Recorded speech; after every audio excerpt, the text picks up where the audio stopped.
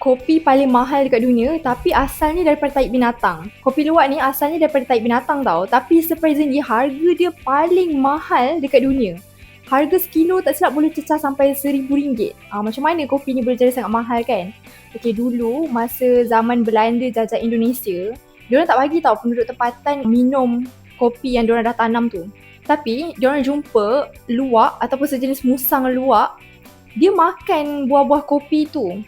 Yang peliknya, bila diorang makan buah-buah kopi ni, najis diorang akan keluar balik biji-biji kopi tu. Sebab diorang tak boleh nak digest pun biji kopi tu. Diorang cuma akan dapat digest dia punya kulit je. Sebab itulah akan keluar balik biji kopi tu dekat dalam najis diorang. So apa yang diorang buat, diorang kutip balik lah biji-biji kopi yang diorang jumpa dekat najis luwak tu. Diorang basuh, bersihkan balik and diorang sangai. And diorang tak expect kopi tu boleh hasilkan rasa yang lagi unik. Kopi luwak ni dia tak pahit sangat and aroma dia sangat kuat. End up kopi ni jadi favourite orang Belanda lah.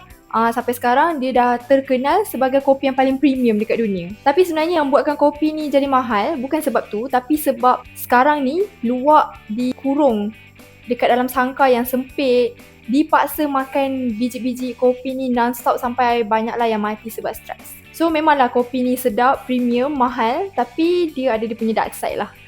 So korang rasa kopi luwak daripada najis ni, korang rasa halal ke? Cuba komen.